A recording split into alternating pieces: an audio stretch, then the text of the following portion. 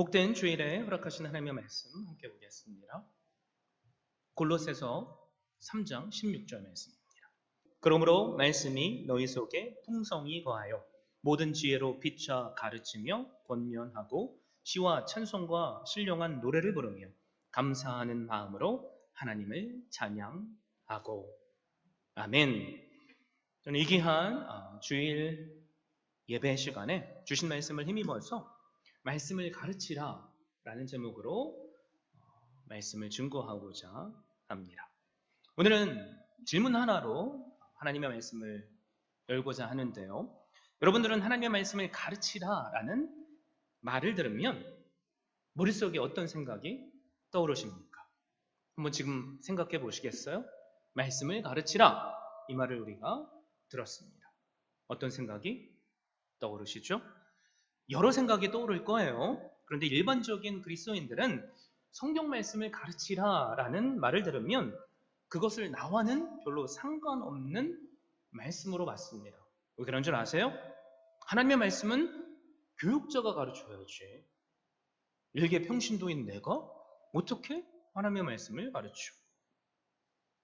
우리 안에 이런 생각들이 들어올 만하죠? 만약에 우리 안에 하나님의 말씀은 특정한 직분자만, 목사만, 전도사만 가르치는 거지 라는 생각이 드신다면 분명히 기억하십시오. 그 생각은 잘못된 생각입니다. 여러분, 유럽교회 400년 만에 무너졌다는 말을 우리는 종종 들어서 알고 있습니다. 유럽교회가 무너진 이유가 무엇입니까? 여러 가지 이유가 있지만 크게 두 가지입니다. 하나는 산업혁명, 그리고 두 번째는 이송주의. 18세기에 유럽에는 대변화가 일어났습니다. 농경 위주의 사회가 산업혁명의 과정을 통해서 변화한 거죠. 그래서 대부분의 유럽의 가정은 부모 모두가 공장에 나가서 일을 하기 시작했습니다. 아이들은 방치된 거죠. 그래서 부모는 자녀에게 더 이상 가정 안에서 하나님의 말씀을 가르칠 수 없게 되었습니다. 스스로 자녀를 가르치는 것을 포기한 거죠.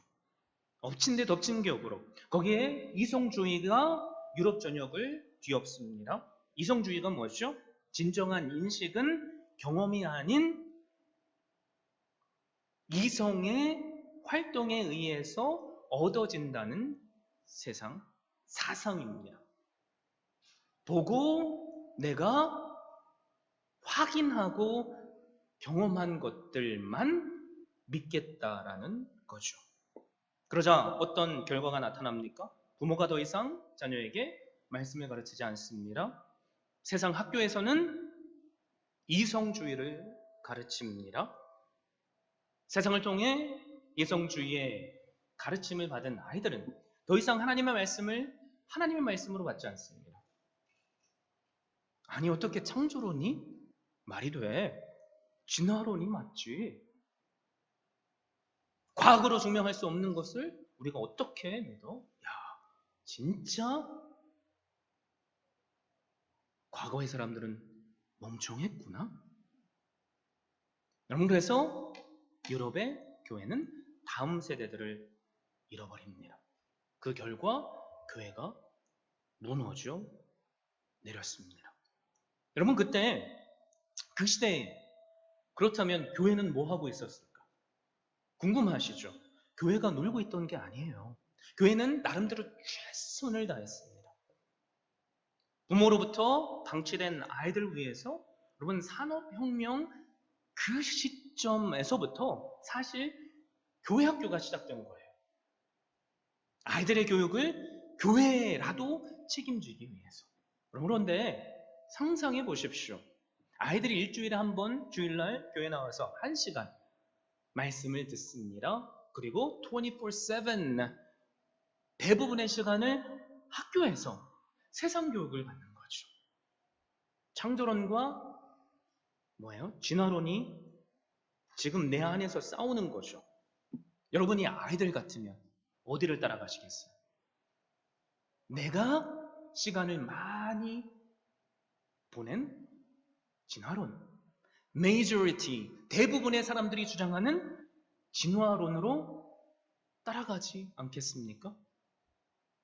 그래서 유럽 교회는 무너져 내린 겁니다. 그래서 우리가 성경을 보면 부모에게 하나님은 가장 먼저 내 자녀를 가르치라라고 말씀하십니다. 우리가 너무나도 잘 알고 있죠. 쉐마 오 이스라엘. 신명기 6장 7절에서 9절 말씀. 제가 여러분께 읽어드립니다. 내 자녀에게 부지런히 가르치며 집에 앉았을 때든지 길을 갈 때에든지 누워 있을 때든지 일어날 때든지 이 말씀을 강론할 것이며 너는 또 그것을 내 손목에 메어 기호를 삼으며 내 미간에 붙여 표로 삼고 또 내 집 문설조와 바깥문에 기록할지니라. 안타까운 것은 여러분 유럽 교회의 쇠퇴의 증상이 지금 전 세계적으로 일어나고 있다는 겁니다. 미국 교회가 지금 몇십 년 만에 쇠퇴하고 있죠. 여러분 놀라지 마세요. 젊은 친구들 중에 2명 중에 1명은 하나님을 믿지 않는데요. 다른 1명은 뭐라고 말하는지 아세요? I don't care. 극소수의 20대 청년들이 I am a Christian 이라고 얘기합니다. 이게 오늘날의 현실이에요. 한국도 마찬가지죠. 제가 오래전에 한국을 갔는데 차를 타고 가다가 팻말 현수막이 붙여있는 걸 봤어요. 거기에 뭐라고 써 있는지 아세요? 우리 교회는 중고등부가 있습니다. 뭘 대변할까요? 대부분의 교회는 교육부가 사라졌다는 거죠. 문제가 무엇입니까? 부모가 자녀에게 말씀을 가르치는 것을 스스로 포기했기 때문입니다. 우리는 부모로서 자녀들이 잘 되기를 소원하죠. 내 자녀가 공부를 잘할 수 있다면 수백 불, 수천 불을 들여서 과외를 시키는데 내 자녀가 말씀을 배우는 자리에는 선뜻 보내지 못하는 모습. 혹시 우리의 모습은 아닙니까? 주님의 전에 나오는 것은 세컨 옵션으로 여기고 이 일이 있고 저 일이 있으면 모든 것은 아이들 위주로 움직이고 있는 것 아닙니까? 아이들의 유익을 위해서 내가 그렇게 하는데 결국엔 아이들을 잃어버릴 수밖에 없음을 깨달을 수 있기를 바랍니다. 그래서 저에게 소망이 있다면 우리 교회부터 우리의 다음 세대들을 제대로 가르치기를 소원합니다. 말씀이 있는 자리, 예배 자리에 여러분 자녀들을 세워주십시오. 그러려면 선행되어야 할 게 있어요. 왜 뭔지 아세요? 내가 먼저 말씀을 내 삶의 최우선 가치로 두셔야 돼요. 내 입술은 하나님을 예배한다고 그러는데 하나님이 가장 중요하다고 얘기하는데 내가 하는 행동은 때때로 예배를 2순위로 밀어내고 3순위로 밀어낸다면 자녀들이 그거 안 볼까요? 당연히 보죠. 엄마 아빠도 그때 그렇게 했으면서 왜 나한테 그러라고 그래? 나도 지금만큼은 이게 더 중요해. 여러분 이게 현실적으로 오늘날 교회 안에서 일어나는 겁니다. 무슨 일이 있더라도 부모된 내가 여전히 나에게는 20대든 10대든 30대든 40대든 자녀가 있잖아요. 안 보는 것 같아도 그들이 봅니다. 내 다음 세대들이 또 있죠. 손주, 손녀들. 그들에게 내가 먼저 하나님을 최우선 가치로 두는 삶을 보여주십시오. 그러면 나를 보고 그들이 주님 앞에 서게 될 줄로 믿습니다. 그런데 오늘 우리가 좀 더 구체적으로 나눌 것은 부모가 자녀를 가르치라라는 것만이 아니에요. 여러분 성경을 곳곳에 보면 서로가 서로에게 말씀을 가르치라라는 구절들이 나옵니다. 가장 먼저 우리가 쉽게 생각할 수 있는 것은 주님께서 제자들에게 허락하신 마지막 유언의 말씀이죠. 지상 대사명. 마태복음 28장 18절에서 20절 제가 읽어드립니다. 예수께서 나와 말씀하여 이르시되 하늘과 땅의 모든 권세를 내게 주셨으니 그러므로 너희는 가서 모든 민족을 제자로 삼아 아버지와 아들과 성령의 이름으로 세례를 베풀고 내가 너희에게 분부한 모든 것을 기억하세요. 가르쳐 지키게 하라. 볼지어다 내가 세상 끝날까지 너희와 항상 함께 있으리라. 또 로마서 15장 14절 내 형제들아 너희가 스스로 소남이 가득하고 모든 지식이 차서 능히 서로 권하는 자임을 나도 확신하노라. 서로 권하라는 말씀이죠. 디도서 2장에 보면 사도 바울은 늙은 남자들과 여자들에게 젊은 남자와 젊은 여자들을 가르치라고 권면합니다. 그리고 오늘 사실 우리가 함께 살펴볼 말씀도 서로가 서로를 가르치라라는 말씀이 들어있죠. 16절 상반절 말씀입니다. 그리스도의 말씀이 너희 속에 풍성히 거하여 모든 지혜로 피차 가르치며 권면하고 사도 바울은 가장 먼저 선포하는 게 있습니다. 그게 뭡니까? 그리스도의 말씀이 너희의 속에 풍성히 거해야 한다. 여러분 이건 권면이 아니라 명령이에요. 말씀이 풍성히 거해야 한다. 이게 사실 이 문장을 이끌고 가는 본 동사입니다. 그리스도의 말씀이 뭐죠? 하나님의 말씀인 성경이죠. 창세기부터 요한계시록까지. 근데 거한다라는 단어에는 특징이 있습니다. 집을 세운다라는 뜻이 있고 또 안에서 산다라는 뜻이 있습니다. 그래서 에베소서 5장 18절에 술 취하지 말라 이는 방탕한 것이니 오직 성령 충만하심을 입어라 라는 말씀과 사실 짝이 되는 말씀이에요. 성령 충만하심의 상태가 이르면 우리 안에 말씀이 우리의 육신을 집을 삼고 살아서 역사하십니다. 그래서 우리는 우리가 그렇게 바라는 우리의 삶의 열매를 맺게 됩니다. 그게 때로는 자녀 교육의 열매가 될 수 있고 우리가 그렇게 하고 싶은 용서의 열매가 될 수 있으며 인내의 열매가 될 수 있죠. 성령의 9가지 열매가 우리의 삶 가운데 이곳저곳에서 time after time 맺혀진다는 거죠.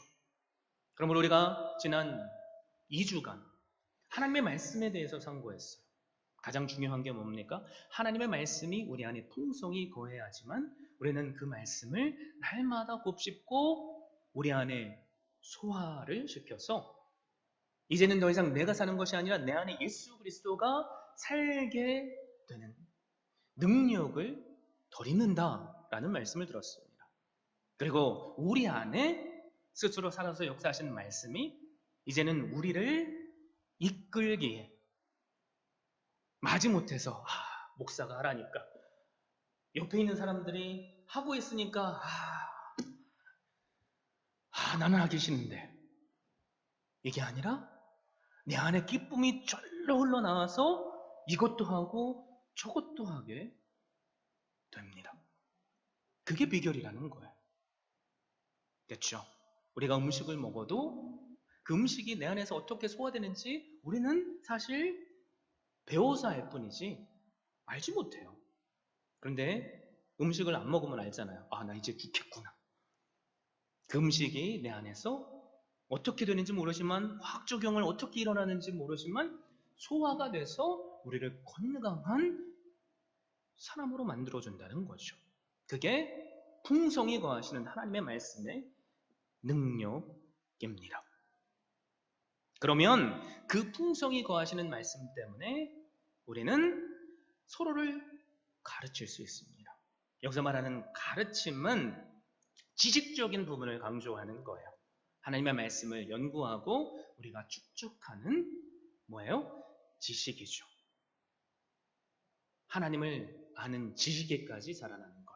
그런데 지식 하나로만으로는 부족하잖아요. 그래서 뒤따라와야 되는 게 있죠. 권면하라라고 말씀하고 있어요. 내가 아는 지식을 스스로 삶으로 살아내 소화해서 적용하며 내가 받은 은혜를 다른 사람에게 증거하라는 거예요. 그래서 이렇게 말씀을 가르치고 권면하기 위해서는 사도 바울은 오늘 분명히 선포하죠. 모든 지혜가 있어야 된다. 모든 지혜로 피차 가르치고 권면하라. 여러분, 말씀을 가르치는 데 있어서 또 권면하는 데 있어서 시간과 때와 장소와 사람이 맞아야 돼요. 가르칠 때도 지혜가 필요합니다. 권면할 때도 지혜가 필요해요. 여러분, 그래서 우리가 많은 상황에서 깨닫게 되잖아요. 때로는 옳은 말을 해주는 것도 지혜가 더해지지 않으면 그것이 관계를 깨트리는 상처가 된다. 우리도 그거 많이 경험하죠. 분명히 이 사람이 나에게 해준 말은 하나님의 말씀이고 옳아요. 맞아요. 근데 그 말을 들었는데 내 마음이 분노같이 밀어오릅니다. 지가 뭔데 나를 가르치려 들어. 지는 얼마나 잘났다고? 하나님의 말씀이 누군가의 입에서 나왔는데 그것을 지혜롭게 말하지 못하니까 결국에는 어떻게 되는 거예요? 관계가 깨지고요. 신앙이 무너져 내리는 거죠. 제가 무슨 예를 들지 않아도 이런 것들 많이 경험하잖아요. 그래서 사도 바울이 강조하는 건 뭐예요? 가르치는 데에도 권면하는 데에도 지혜가 필요하다. 여러분, 그렇다면 우리가 어떻게 하는 게 이런 지혜의 모습이 될 수 있을까요? 감사한 건 우리가 말씀을 연구하고 준행하고 가르치라라는 주제로 3주간 하나님의 말씀에 관해서 나누는데 우리는 지혜로운 모습을 우리가 과거 8주 동안 나눴던 에스라를 통해서 깨닫게 됩니다. 에스라가 하나님의 말씀을 연구하고 준행하고 가르치리라라는 원대한 꿈을 품고 바벨론에서 예루살렘으로 돌아왔어요. 그런데 에스라 예전에 바벨론에서 예루살렘으로 귀환한 귀환자들이 있습니다. 채 80년이 지나지 않았습니다. 근데 와서 보니까 막 열받는 거죠. 아니, 어떻게 내 지위, 내 직분, 내 재물, 안락한 생활을 다 포기한 1차 귀환한 자들 가운데 제사장들로부터 시작돼서 리더들 격인 방백들이 이방 여인들과 결혼할 수 있지? 와, 열받는 거예요.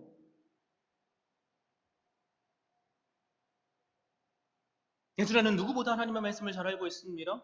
그리고 총독격으로 대제사장 아론의 후예격으로 지금 예루살렘 귀한 공동체의 리더로 서 있습니다. 자, 에스라에게 선택의 권리가 있죠. 사람들 다 시켜가지고 이방 여인과 결혼한 자들을 다 붙잡아 와서 율법의 근거를 딱딱딱 대면서 다 돌로 쳐 죽여버려. 이렇게 해도 돼요. 여러분, 그런데 우리가 살펴본 에스라의 모습은 그런 모습이 없죠. 지적할 수 없어서요? 하나님의 말씀을 몰라서요? 아니요. 하나님의 말씀을 누구보다도 잘 알기 때문에 에스라는 지적하지 않습니다. 그럼 에스라는 뭘 하죠? 그들의 범죄함이 이게 중요해요. 나의 범죄함으로 알고 누가 시키지 않아도 날마다 성전 주님 앞에 와서 무릎 꿇고 금식하며 눈물로 기도합니다. 에이, 혼자 금식하고 눈물로 기도하는 게 무슨 힘이 있겠어? 라고 생각이 들지라도 우리가 살펴본 에스라 10장의 말씀은 뭐예요? 제가 읽어드릴게요. 여러분의 기억을 돕기 위해서 10장 1절에서 3절 에스라가 하나님의 성전 앞에 엎드려 울며 기도하여 죄를 자복할 때 많은 백성이 크게 통곡하며 이스라엘 중에서 백성의 남녀와 어린아이의 큰 무리가 그 앞에 모인지라. 엘람 자손 중 여이엘의 아들 스가냐가 에스라에게 이르되 우리가 우리 하나님께 범죄하여 이 땅 이방 여자를 맞이하여 아내로 삼았으나 이스라엘에게 아직도 소망이 있나니 곧 내 주의 교훈을 따르며 우리 하나님의 명령을 떨며 준행하는 자의 가르침을 따라 이 모든 아내와 그들의 소생을 다 내보내기로 우리 하나님과 언약을 세우고 율법대로 행할 것이라. 에스라가 한 건 백성들의 죄를 내 죄로 여기며 주님의 전에서 무릎 꿇고 울면서 기도한 겁니다. 그런데 교회에 제사 드리러 왔다가 이런저런 모양으로 왔다가 에스라의 눈물의 기도를 이스라엘 백성들이 듣게 되는 거죠. 듣다 보니까 이게 내 죄구나. 깨닫게 하시는 하나님의 말씀의 능력을 더했습니다.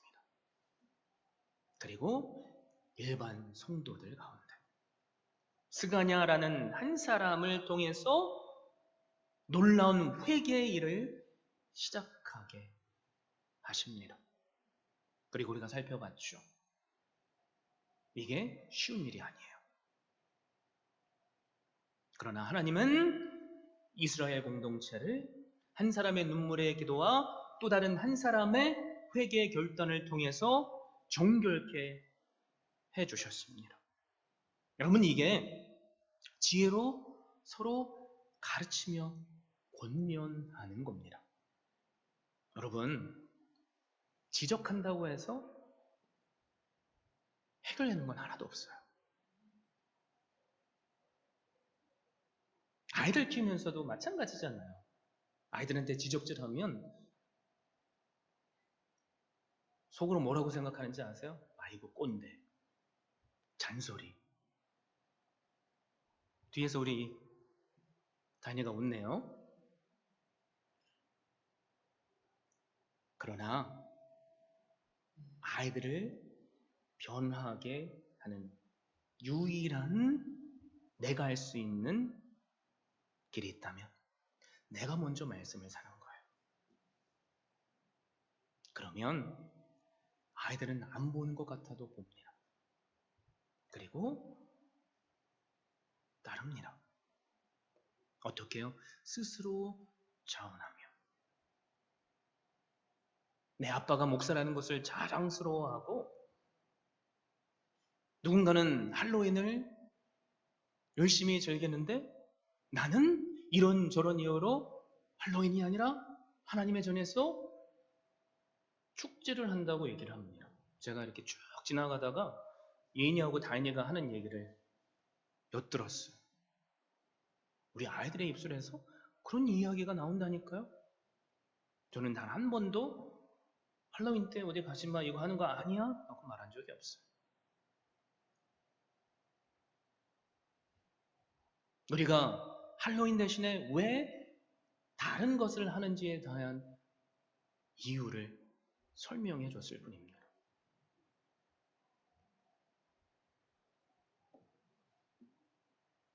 자, 그러면 우리가 정말로 고민해야 될 게 있죠. 어떻게 이런 모든 지혜로 서로를 가르치고 권면할 수 있을까? 사실 이게 쉬운 문제가 아니잖아요. 그냥 수학 공식처럼 뭐 1 더하기 1은 2. 그러니까 1 더하기 네모는 2. 아, 여기 빈칸에 2를 집어넣으면 되지. 하고 뭐 할 수 있는 게 아니잖아요. 여러분, 그래서 그 비결을 우리는 성경에서 찾아봐야 되죠. 감사하게 우리는 예루살렘 초대교회에서 그 비결을 찾을 수 있어요. 함께 사도행전 2장을 한번 펴볼까요? 사도행전 2장을 펴보시면 46절, 47절에 이런 말씀이 나옵니다. 사도행전 2장 46절, 47절. 날마다 마음을 같이하여 성전에 모이기를 힘쓰고 우리처럼 하나님 앞에 모여서 예배를 드린 겁니다. 그리고 또 다른 비결, 집에서 떡을 떼며 기쁨과 순전한 마음으로 음식을 먹고. 이건 뭐예요? 우리 교회가 지향하고 있는 목장 모임을 가진 겁니다. 그리고 그 가운데 그들 안에 어떤 일들이 일어나요? 하나님을 함께 찬미하며 또 온 백성에게 칭송을 받고, 그래서 주께서 날마다 더하게 하시는, 흥왕케 하시는 역사를 예루살렘 교회가 누립니다. 그래서 우리가 붙잡아야 할 게 두 가지가 있어요. 하나는 예배입니다. 공예배로 가장 먼저 나와 하나님과의 수직적인 관계를 제대로 세우는 거죠. 하나님의 말씀을 말씀으로 받고 그 말씀을 연구하고 되새김질하며 내가 먼저 말씀을 사는 겁니다. 여러분, 그런데 이 예배만으로는 부족해요. 왜 그런지 아세요? 하나님께서 우리를 창조하신 이유가 그래요. 하나님은 우리로 하여금 하나님과 수직적인 관계만 제대로 맺으라고 창조하신 게 아닙니다. 그래서 성도와 성도 간의 수평적인 관계가 필요한 거예요. 그게 뭡니까? 우리가 추구하고 있는 목장 모임이죠. 많은 분들이 때때로 저에게 이런 말을 합니다. 목사님께서 성경 말씀을 근거로 하시는 말씀 다 맞아요. 근데 그거 아세요, 목사님? 그건 목사님이니까 그렇게 하실 수 있는 거고요. 목사님이 우리의 상황이 돼보세요. 그렇게 사는 거 힘들다니까요. 그래서 목사님도 좀 내려오셔야 돼요. 우리 좀 이해하셔야 돼요. 그걸 제가 제 나름대로 이렇게 생각을 해보니까 목사님이 가르치는 그 하나님의 말씀은 다 맞지만 때때로 마음에 안 와닿는다는 거죠. 여러분, 그럴 때 있잖아요. 솔직히. 없으세요? 어떠십니까? 있죠. 그런데 참 놀라운 것은요, 그 어떤 이유에서든 목장 모임에 참여를 했는데 내가 봤을 땐 이 사람의 믿음이 그 정도인지 알았는데 함께 주일날 받은 하나님의 말씀을 가지고 그가 소화하고 일주일 동안 살아서 간증하는 그 간증을 들어보니 막 도전이 되는 거예요. 그리고 내 자신이 부끄러워지는 거죠. 아니, 내가 봤을 때 저 사람이 저 정도밖에 안 되는지 알았나? 그런 생각이 들었는데 어떻게 저 입술에서 그런 말들이 나올 수 있지? 아, 나는 지금 뭐 하고 살고 있지? 그런 생각이 드실 때 여러분 있죠. 그래서 때때로 설교자의 선포되는 말씀을 통해서 채워지지 않는 우리의 마음의 빈자리가 성도와 성도가 함께 모여서 뭐예요? 같은 입장에서 받은 은혜를 나눌 때 그게 도전이 되고 은혜가 되고 능력이 되어서 나를 움직이게 만드는 지혜가 됩니다. 맞잖아요. 한 사람이 이런 문제를 가지고 고민하고 있는데 목장에서 누군가의 고민을 들어보니 이게 나만의 문제가 아니었네?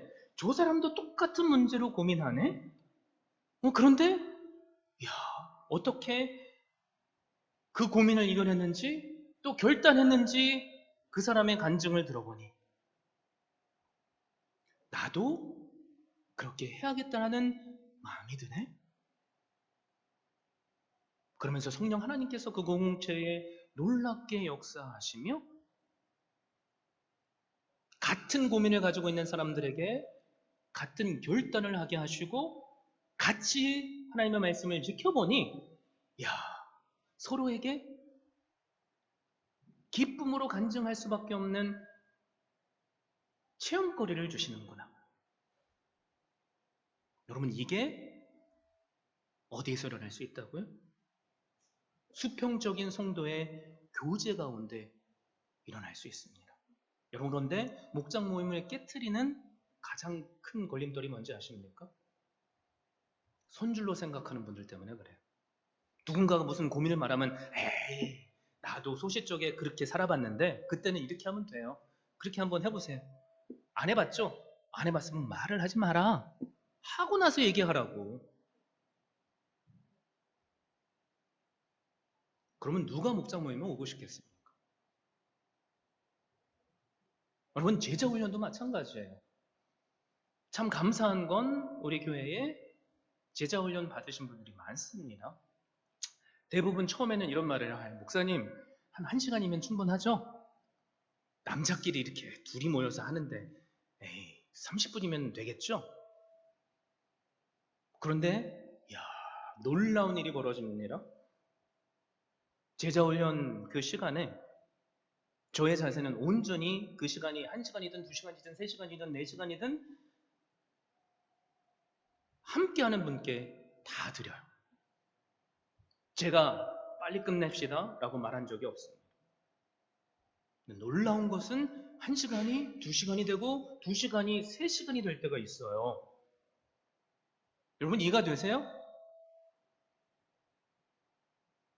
왜 그럴까요? 목사님 제가 이런 고민이 있는데 이렇게 하는 게 맞나요? 저렇게 하는 게 맞나요? 이렇게 하는 건 틀린 겁니다. 정신 똑바로 차리십시오. 이렇게 하십시오. 라고 했다면 여러분, 1시간도 못 버티겠죠.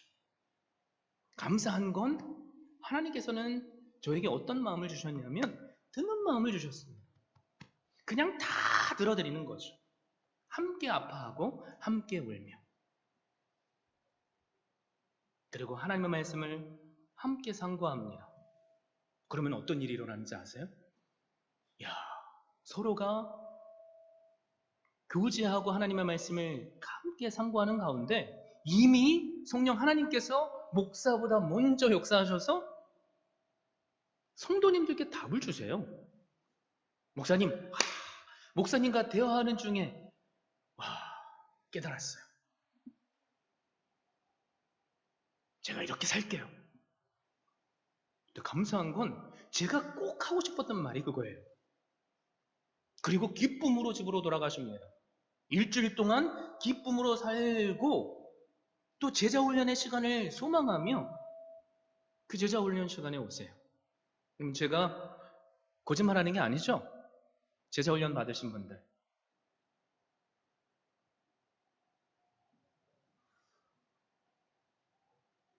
뭐가 제일까요? 주님의 마음을 품는 것. 그러면 주님은 이 땅에 우리의 죄를 들춰내시기 위해서 오신 게 아니에요. 의인을 구하러 오신 것도 아니에요. 주님께서 이 땅에 오신 이유는 죄인들을 위해 오셨습니다. 그래서 주님이 하신 게 있어요. 죄인들을 찾아가셨고 그들의 상에서 함께 먹으셨고 그들의 아픔을 채울하셨으며 딸을 위해서 우는 아버의 마음을 이해하셔서 내 믿음이 내 딸을 구원했노라 라고 말씀하셨어요. 교만해 있던 나조차도 살아가셔서 십자가 위에서 저 예수를 십자가에 못 박아 죽이라 라고 만든 그 사람들을 향해서 아버지, 저들을 용서하여 주십시오. 저들이 자기가 하는 일을 알지 못하나이다. 여러분, 그 사랑 때문에 우리가 지금 이 자리에 선 거 아닙니까? 우리가 어떻게 피차 서로를 가르칠 수 있겠어요? 그것은 내가 말씀으로 사는 겁니다. 나부터 말씀 충만한 성령 충만한 삶을 사는 겁니다. 그러면 예수 그리스도의 마음을 품을 수 있어요. 그러면 이해되지 않는 게 하나도 없습니다. 그래서 오늘 말씀 16절 상반절을 다시 정의할 필요가 있습니다. 16절 상반절을 보면 그리스도의 말씀이 너희 속에 풍성히 거하여 모든 지혜로 피차 가르치며 권면하고 라고 말씀하죠. 그냥 우리의 머리로 딱 읽어가면서 순서가 그리스도의 말씀이 우리 속에 풍성히 거해야 한다 라는 게 먼저 인 것처럼 느껴져요. 그렇죠? 여러분 그런데 그게 아닙니다. 헬라 성경을 보면 그것을 원문에 맞게 제가 다시 번역해서 읽어드릴게요. 너희는 모든 지혜로 피차 가르치고 권면하면서 그리스도의 말씀이 너희 속에 풍성히 거하게 하라. 이걸 영어 성경을 제가 읽어드립니다. Let the word of Christ dwell in you richly, teaching and admonishing one another in all wisdom. 보세요. Word of Christ dwell in you richly. 하나님의 말씀이 너희 안에 풍성히 거하게 하라 라고 말하는데 and then이 아니라 뭐예요? Teaching and admonishing 이 나옵니다. 그러니까 이것을 어떻게 우리가 받아들여야 하냐면 하나님의 말씀이 우리 안에 풍성히 거한 후에야 우리는 서로 가르칠 수 있다가 아니라 동시다발적으로 일어나야 된다는 거죠. 하나님의 말씀도 개인적으로 풍성히 연구하며 또 서로 간에 피차 가르치고 권면하는 것을 통해 우리는 어떻게 될 수 있다고요? 하나님의 말씀이 우리 안에 서로 간에 공동체 안에 풍성히 거하게 할 수 있다고요. 그런데 우리가 하나님의 말씀을 가르치라라는 말을 들을 때 이건 여기 평신도인 제가 어떻게 해요? 목사님이나 할 수 있죠. 라는 생각을 들게 만드는 그게 문제죠. 우리 마음속에 사탄이 우리에게 종지하잖아요. 네가 뭔데? 네가 무슨 자격이 있는데? 그쵸? 그리고 우리가 서로를 보면서 서로를 판단하잖아요. 네가 뭔데? 너나 잘해? 여러분 그런데 아닙니다. 우리가 무슨 자격이 있어서 하나님의 말씀을 가르치는 게 아니에요. 저도 마찬가지죠. 제가 무슨 자격이 있겠어요. 성경 말씀을 알아도 뭐 얼마나 잘 알겠습니까? 그러니까 날마다 하나님의 말씀을 미친 듯이 묵상하고 또 묵상하고 공부하는 거죠. 두려워, 떨려서 그래요. 뭐가 두려운지 아세요? 제가 하나님의 전에서 선포한 이 하나님의 말씀이 혹시라도 잘못 선포되면 어떨까? 자격이 있어서 할 수 있는 사람은 아무도 없습니다. 어떻게 하나님의 말씀이 우리 안에 풍성히 거할 수 있다고요? 같이 서로 피차 가르치고 권면하면서.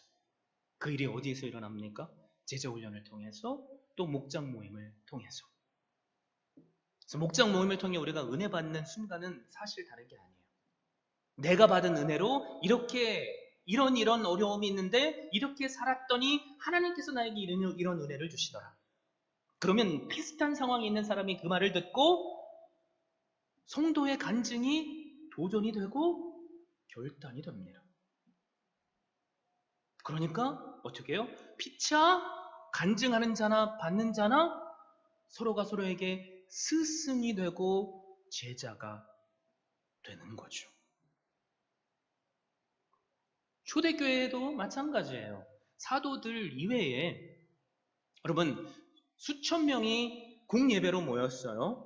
그리고 함께 떡을 뗄 수 없으니까 집으로 335로 헤어집니다. 그때는 무슨 성경이 있습니까? 없죠.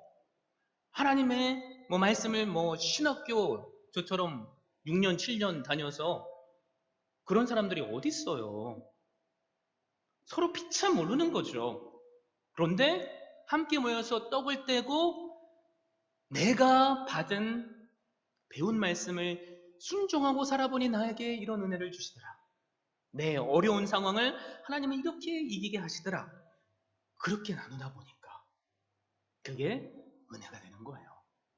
그게 또 도전이 되는 거죠. 그러니까 뭐예요? 그들 가운데 헤어지길 싫어하고 날마다 모이기를 힘쓰고 네 물건 내 물건 할 것 없이 서로를 향해서 사랑으로 베푸는 공동체가 되는 겁니다.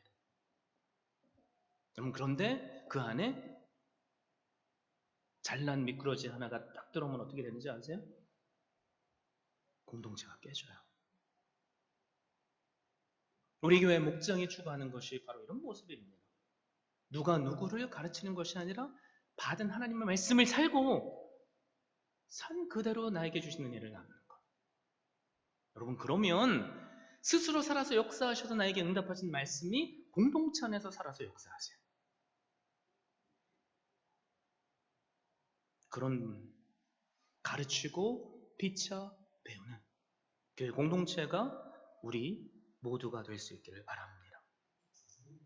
그래서 풍성이 거한다라는 그 말씀의 뜻이 있다고 그랬죠. 우리 안에 집을 짓는다는 의미입니다. 말씀이 풍성이 거하시면 말씀 스스로 살아서 역사하셔서 우리 육체를 집을 삼고 우리 안에서 사시는 거예요. 그러니까 말씀이 우리 인생을 주장하죠.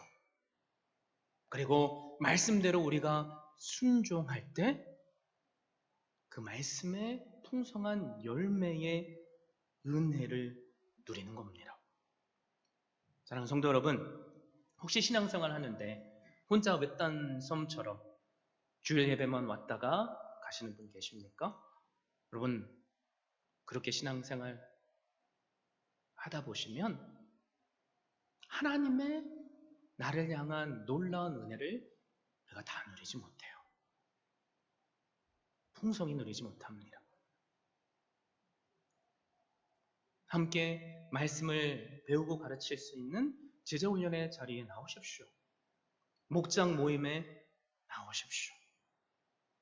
그래서 우리 안에 풍성이 거하시며 우리 주은혜 교회 공동체를 살게 하시고 우리의 입술에 은혜의 간증이 넘치게 하시는 그 은혜 누리시면 좋겠습니다.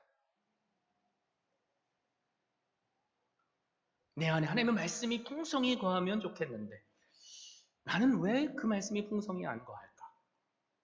라는 고민이 있으신 분이 계세요? 오늘 말씀이 분명히 말씀하죠. 나 혼자 연구해서는 안 됩니다. 함께 연구한 하나님의 말씀을 살고 나누면 그 말씀이 내 안에 풍성히 거할 겁니다. 함께 하나님의 말씀을 고민하며 씨름하며 똑같은 고민을 가지고 나아갈 때 우리에게 응답하시는 살아계신 능력을 누릴 겁니다. 저에게 이 귀한 주일에 소망이 있다면 우리가 서로 피차 하나님의 지혜가 서로가 서로를 통해 서로에게 스승이 되어서 온전히 역사하시며 또 그 지혜가 우리의 삶의 간증의 능력으로 나타나게 하시는 은혜, 그 은혜를 누리시게 하시는 하나님의 강권하심의 은혜가 우리 한 사람 한 사람 안에 충만하게 역사하면 좋겠습니다. 그 은혜를 바라보시며 오늘 주신 말씀으로 결단해서 아버지 하나님 서로 피차 가르치며 배우는 공동체, 그 공동체를 세우겠습니다. 라는 고백이 우리의 고백이 되기를 바랍니다.